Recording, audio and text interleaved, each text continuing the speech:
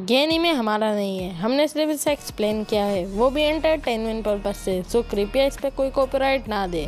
तो पिछले एपिसोड में हमने देखा कि लाइट रेप एम्बर समेत सभी FBI एजेंट्स को बड़ी ही चालाकी से मारता है और फिर एल पुलिस डिपार्टमेंट के सभी मेंबर्स पर ट्रस्ट करके उन्हें मिलने के लिए बुलाता है, जिसके बाद चीफ यागामी समेत टास्क फोर्स की पूरी टीम एल के होटल रूम के बाहर जाके खड़ी हो जाती है। और अब आगे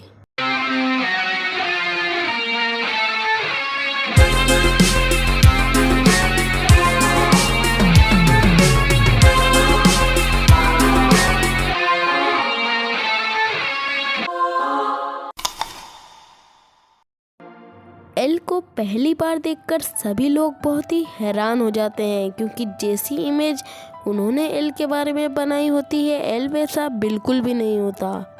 सब अपना अपना इंट्रोडक्शन एल को देते हैं, तभी एल बोलता है, आप अपना नाम हर किसी को मत बताया करो, क्योंकि अभी मैं कीरा होता तो आप सभी लोग मारे जा चुके होते। मीटिंग शुरू करने से पहले एल सभी को अपने सेल फोन्स टेबल पे रखने का बोलता है और उन्हें इंस्ट्रक्शंस देता है कि कोई भी मीटिंग में हुई बातचीत के नोट्स नहीं बनाएगा। मीटिंग की शुरुआत में जब मात्सुदा एल को एल कहकर बुलाता है तो वो सबको बताता है कि आप सभी लोग मुझे रियोजाकी कहकर भी बुला सकते हो। मात्सुदा एल से या फिर यूँ कहें कि रियोजाकी से ये पूछता है कि अगर कीरा को किसी को मारने के लिए नाम और फेस दोनों ही चाहिए होते हैं तो क्यों ना वो क्रिमिनल्स की इंफॉर्मेशन पब्लिक में लीक करना बंद कर दें।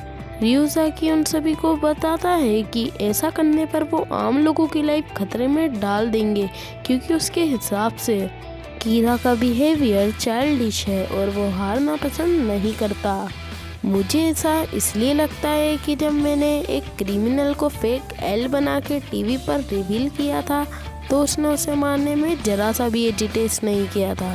सेकेंडली, जब हमने ये डिस्कस किया था कि कीरा केंटो रीजन का रहने वाला है, तब भी उसने केंटो रीजन के क्रिमिनल्स को मारना बंद नहीं किया था, जैसे कीरा हमें ये दिखाना चाह रहा हो कि हम उसका कुछ नहीं बिगाड़ सकते। तो इसलिए हम क्रिमिनल्स के नेम को मीडिया में रिवील करना बंद कर देंगे तो शायद पब्लिक खतरे में आ सकती है और हम मीडिया का यूज़ करके ये न्यूज़ ब्रॉडकास्ट करवा सकते हैं कि टोटल 12 FBI एजेंट्स की डेथ के बाद सब नेशन ने डिसाइड करा है कि वो 15 एजेंट्स को कीरा की इन्वेस्टिगेशन में लगाएंगे।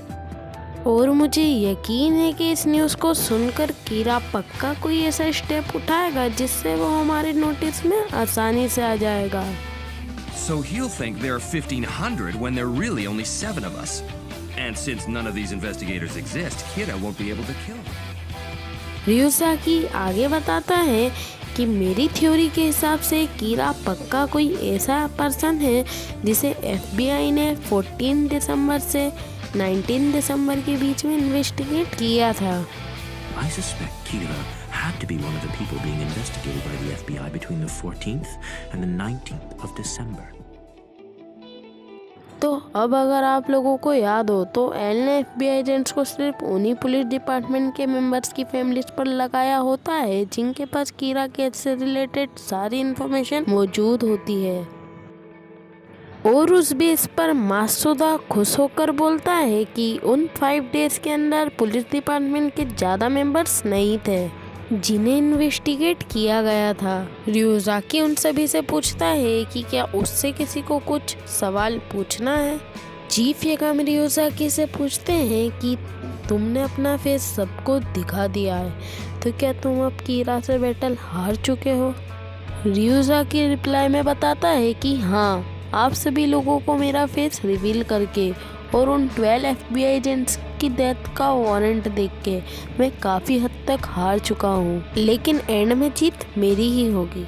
मीटिंग के ख़त्म होते ही रियोजाकी सभी को बोलता है कि वो जाने से पहले एक बार श्योर करना चाहता है कि उन लोगों में से तो कोई कीरा नहीं है, तो इसलिए वो सभी से एक बार पर्सनली मिलना चाहता है और उसकी इस बात पर सभी एग्री कर जाते हैं। तो दूसरी तरफ लाइट अकेला बैठकर ये सोच रहा होता है कि एल और बाकी पुलिस डिपार्टमेंट को ये नहीं पता कि कीरा हार्ट अटैक के अलावा भी किसी और तरीके से क्रिमिनल को मार सकता है, इसलिए वो कभी भी बस हाईजैकिंग इंसिडेंट्स को कीरा केस से रिलेट नहीं कर पाएंगे। लेकिन अगर किसी को ये पता चल गया कि कीरा हार्ट अटैक के अलावा भी और तरीके यूज़ कर सकता है तो मेरे लिए काफ़ी बड़ी मुश्किल खड़ी हो जाएगी। लेकिन क्योंकि लाइट के फादर कीरा केस की वजह से ओवरटाइम कर रहे होते हैं, लाइट की मॉम अपनी बेटी सायू को उनके लिए नए कपड़े देकर आने का बोलती है। तभी लाइट बोलता है कि वो पुलिस हेडक्वार्टर जाके उनके कपड़े दे आएगा।